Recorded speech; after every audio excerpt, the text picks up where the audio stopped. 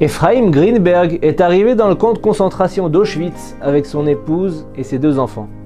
C'était une famille chassidique de Belz exilée avec les Juifs d'Europe dans les convois de la mort. Ephraim, qui avait emporté avec lui des objets de valeur et de l'argent, donne tout ce qu'il possède pour corrompre les criminels et sauver la vie de sa femme et de ses enfants. Ephraim réussit à survivre. Par une série de miracles, il réussit à localiser son épouse et se met en route pour la Suède. La famille se réunit à nouveau.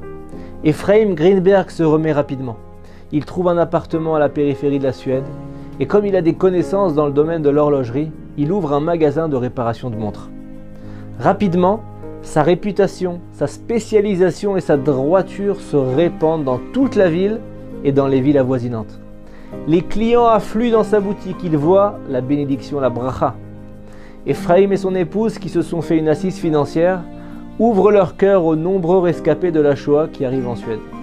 Chaque vendredi, ils livrent de bons plats à Lidingö, l'école des filles créée par le célèbre Rav Wolbe. Cet éminent Rav a sauvé près de 100 jeunes filles de l'assimilation en parcourant tous les couvents catholiques et organismes réformés pour rechercher les jeunes filles juives rescapées de la Shoah en leur offrant un foyer juif où elles retrouvaient leurs racines. Et un jour, une femme à l'allure distinguée entre dans le magasin de montres de M. Greenberg. Elle sort de son sac avec une vive émotion une grande montre ancienne. Et elle dit à M. Greenberg: « Monsieur, pourriez-vous me réparer cette montre ?» L'horloger observe la montre puis lui répond: « Après l'avoir vérifiée, je pourrai vous répondre. » Combien de temps ça va prendre? La vérification prend du temps, au minimum 2 heures. Si madame le désire, vous pouvez vaquer à vos occupations et revenir dans 2 heures. J'espère qu'à ce moment-là, je pourrai vous tenir informé. La dame réfléchit quelques instants et elle dit: « Mais combien ça va me coûter ?» Il m'est difficile de vous répondre. On voyait qu'elle avait du mal à se séparer de son argent. Monsieur Greenberg la rassure: « Je ne prendrai pas d'argent pour la vérification. » Et voilà que 2 heures plus tard, la femme entre d'un pas léger, curieuse dans le magasin. Et elle lui dit: « Alors, pensez-vous pouvoir réparer la montre ?» Et Ephraim Greenberg la surprend par un sourire et elle lui dit: « Elle est déjà réparée. » Elle ne s'attendait pas à une telle réponse. Mais elle dit: « Mais combien ça va me coûter ?» Et lui, il lance un prix dérisoire, ridicule, symbolique, au point qu'elle doit s'agripper à la table. Ce n'est pas qu'il avait eu pitié d'elle ou de son argent, mais le problème était mineur. La réparation effectuée facilement. Monsieur Greenberg aurait pu attendre sa venue et annoncer une belle somme, mais il décida de s'en tenir à son honnêteté. Et la femme lui dit: « Écoutez, je ne suis pas une femme riche, mais je subviens avec honneur à mes besoins grâce à ma clinique de dentiste. Je paierai la réparation, mais comme j'apprécie beaucoup votre droiture, j'aimerais vous rendre votre bonté. » Alors elle continue et elle dit: « Puisque je suis dentiste, je vais traiter vos dents gratuitement, sans même vous demander de payer les frais de matériel. Je vais vous préparer une nouvelle bouche, gratuitement. » Et voilà que c'est à son tour d'être surpris. Ephraim Greenberg se met à rire, comme il ne l'a pas fait depuis longtemps, depuis qu'on l'avait conduit au ghetto en Hongrie. Et lorsqu'il sourit, il dévoile sa bouche sans dents. Auschwitz avait laissé ses cicatrices. L'une de ses jambes fonctionnait partiellement et il avait une bouche sans dents. Il n'a pas eu besoin de beaucoup réfléchir pour accepter l'offre de la dentiste.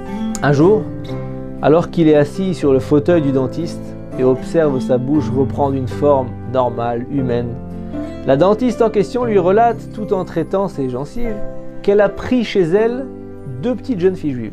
Elle le lui confie avec fierté, s'attendant à des compliments de sa part. Mais Ephraim est choqué. « Qu'avez-vous dit ?»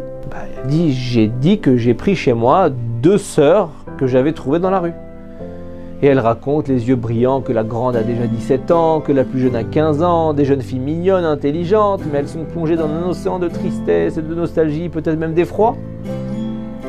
Et elle dit: « Je vais en faire des filles pimpantes de gaieté. » Ephraim Greenberg, debout, alors qu'il est sous la dentiste, émet un cri perçant. « Des juifs? Vous en êtes certaine ?» Et la dentiste, elle est abasourdie, elle dit: « Mais qu'est-ce qui se passe? Pourquoi cet homme si calme sort de ses gonds ?» Et elle répond calmement: « Oui, des juifs, de familles ultra-orthodoxes, de Hongrie, elles étaient à Auschwitz. Toute leur famille a été exterminée. » Ephraim tremble de tout son corps. « Mais que font-elles chez vous ?» Et elle répond: « Mais comment ça? Je les élève, je leur trouve des amis. » Et elle continue, elle dit: « C'est ma réaction au crime atroce de Hitler. » Elle était satisfaite d'elle. Elle ne comprend pas pourquoi l'horloger n'exprime pas une satisfaction devant sa générosité. Et elle persiste, et elle continue qu'elle destinait la plus grande des deux au fils de sa sœur, un jeune homme avec lequel elle vivrait une vie dénuée de soucis soi-disant. Elle oublierait toute la souffrance vécue, un jeune homme bien, doté de bonnes valeurs, qui allait à l'église tous les dimanches. Et Greenberg lui dit, et vous faites tout ça pour réparer les torts criminels d'Hitler? Ephraim lui dit, alors sachez que vous faites la même chose qu'Hitler. Et la dentiste est abasourdie. Comment ça? Comment vous pouvez me parler comme ça? Et Greenberg continue et lui dit, ces filles sont juives, vous vous apprêtez à les marier à des non-juifs. Vous faites quelque chose qui brûle l'âme des parents de ces jeunes filles. Vous vous conduisez avec criminalité avec ces deux sœurs, conclut Greenberg. Moi?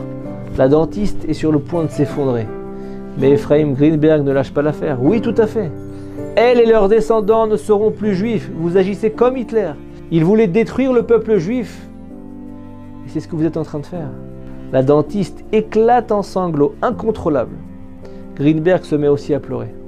Ephraim se reprend en premier et lui dit « Puis-je rencontrer les deux jeunes filles ?»« Bien sûr, répond la dentiste. Lorsque les deux sœurs ont aperçu l'homme barbu portant une kippa, la même pensée traverse leur esprit. Est-ce qu'il restait des juifs dans ce monde? Les filles ne savaient plus. Leur corps se met à trembler. La dentiste les prend dans ses bras. Ephraim dit Modéani lefanecha avec la prononciation chassidique. Les jeunes filles répètent la phrase après lui tout en éclatant en sanglots déchirants.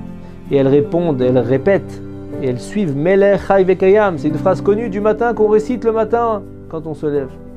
C'était un pleur de ces filles qui jaillissait après de longs mois où elles désiraient pleurer, mais la source des larmes était tarie. C'était un pleur de libération non seulement de la baraque et des barbelés, mais également des murailles dans lesquelles elles s'étaient enfermées. Après une longue conversation, Ephraim a décidé qu'elles iraient à Lidingo, dans le séminaire du Rav Wolbe. La dentiste a compris que son sort était scellé et qu'elle devait renoncer à son rêve et aux deux filles. Mais elle ne tente même pas de protester. En dépit de la douleur de la séparation avec les jeunes filles, elle sait que c'est juste et que M. Greenberg a raison. Ephraim se rend alors aussitôt chez le Rav Wolbe, qui lui répond tristement que l'État suédois se limite à un nombre maximal de jeunes pensionnaires, sinon ils vont fermer l'école. Mais nous n'avons pas le choix, répond Rabbi Ephraim. Ok, dit le Rav Wolbe. Amène-les aussi vite que possible, mais ajoute-t-il, elles ne seront pas des internes au camp. Elles seront mes invités qui habiteront avec moi et mon épouse. C'était la seule solution pour lui à la limitation du nombre de filles qu'il avait le droit d'intégrer dans son séminaire. Les deux sœurs, comme les deux autres filles de Lidingo, sont montées au bout de 2 ans ensuite en Eretz Israël et ont fondé des foyers de Torah. Le Rav Yakovson et le Rav Wolbe se sont chargés de les marier, tout comme leur sœur de Lidingo. La plus jeune épousa le neveu du Rav Yakovson, le fils de son frère. La grande fille épousa son cher fils, le Gaon Rav Moshe Yakovson, le Rav précédent de la Yeshiva de Ber Yaakov. Les deux sœurs que le peuple juif avait pratiquement perdues ont été sauvées grâce à la bonne action d'un juif qui était chez le dentiste et le dévouement extraordinaire des membres du peuple juif les uns envers les autres. Un juif ne peut pas prévoir l'influence bénie de chaque bonne action qu'il fait. Shabbat Shalom.